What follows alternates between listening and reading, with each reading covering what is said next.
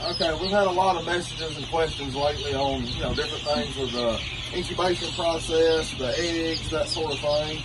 Just going to go over a few of the little simple things. One, this egg is fairly clean, as you can see. We've had a lot of rain here lately. This is dirty. Now, I'm not saying that these can't still hatch, but your hatch rate to go way up with a good clean egg if you got your nest box off the ground or somewhere where they're not getting dirty or wet. Because these eggs, you can't really see on it, but they got a lot of tiny pores in them, kind of resemble the surface, if you was looking at it through a microscope, of like a golf ball.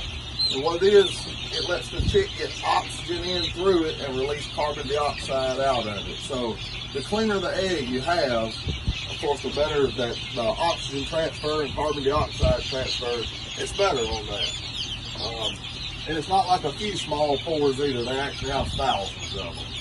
A few more things that we've had questions about, some of the different vaccines that we use. This is the gun that I use when I'm vaccinating for merits. It's something that I recommend doing.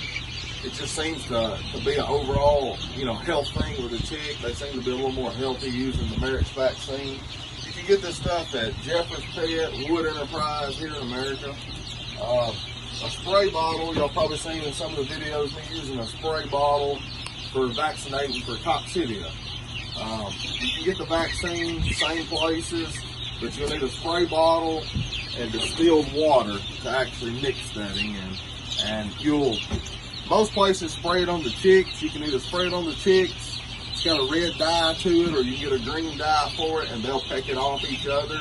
And it basically vaccinates them for 28 days. You can also spray it directly on the feed if you choose to, which I do that sometimes also.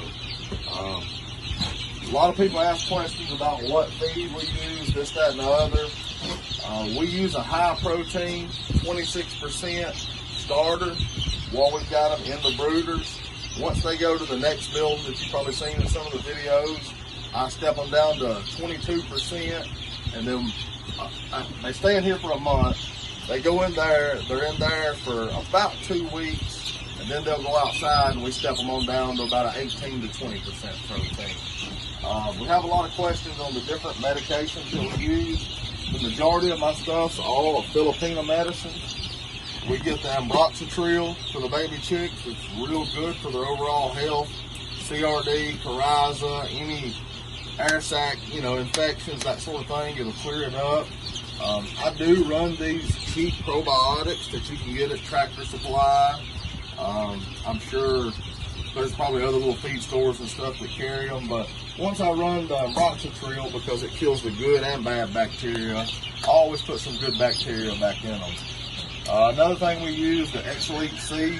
It's real good in the summertime, but we also use it in the winter. Anytime that I move the chicks from, say, this brooder to this brooder, kind of as they go through the stages before they go outside, I'll hit them with it for a day. Anytime you stress them out, it kind of helps with stress. We also use this breeder aid a lot at this time of the year, and obviously this is going to the grown chickens. It really seems to increase the egg production on things, so it's a really good vitamin for all your breeding birds. The Bastrono and the T-Pox, this is one of the best things I've ever found to cure coccidiosis. Even if you do vaccinate or you don't, if you ever do notice that they get it, this will actually clear it up. Just 1 teaspoon to a gallon. It actually says 5 grams, but it's around a teaspoon per gallon for 3 days. The Bastrono, this is the wormer that we use on all of our baby chicks. Now, you've probably seen in some of the videos we use A-Stig for the adult chicks. It's also made by Excellence. But this Bastrono and T-Pox, it's not something that I use on them until they touch the ground. Now, a lot of people do it different. I'm not saying I'm always right, they're always wrong, by no means. I just don't use any of that while they're still in here in the brooders, because technically they hadn't touched the ground, they hadn't been exposed to anything to give them coccidiosis, or for them to get worms, obviously. They hadn't been on the ground yet. So it's just kind of how we do it here. Really don't have a lot of info on it. It's just a few little simple things that we've learned over the years that seem to really help us. And like I said, the clean egg versus the dirty egg is going to increase the hatch rate. hard to clean them. You know, you kind of wipe them down with a damp cloth. You don't want to soak them in a bucket of water or nothing, obviously, because those pores do open up and they'll let too much moisture in, and you can actually drown the embryo before it ever gets a chance to start. You can see up here we kind of got a chart that we keep in here that goes over the different phases up to it. You know, obviously day 18 is when the majority of the people stop turning. You can candle. We sometimes candle back here at day 10. I actually run 3 of the older Georgia Quail 1202 incubators, but I've converted them over to digital over the years, so I'm just used to using those and I really like them. So sometimes we'll candle at day 10. Other times we just wait and candle the day we stop turning at day 18. You can really shut down the holes. Sounds like Timber's wanting to get involved.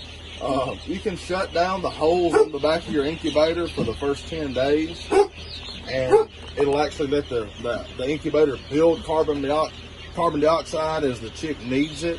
And then they open it, like at the big chicken houses, factories and stuff, they'll open it on day 10.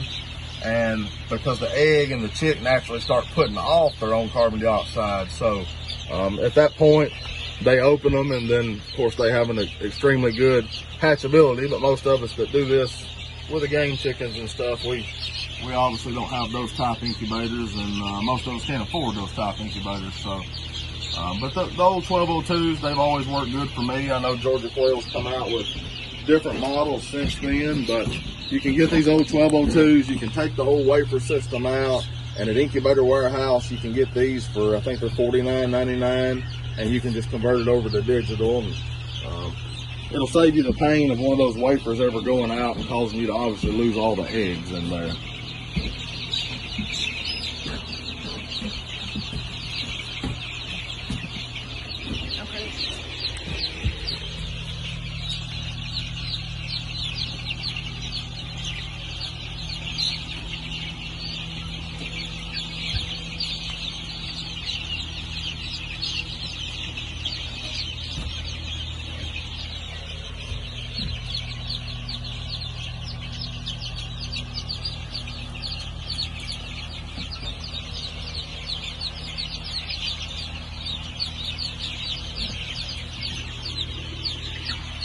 We'd like to thank everybody for watching these videos. We really appreciate it. Appreciate all the support.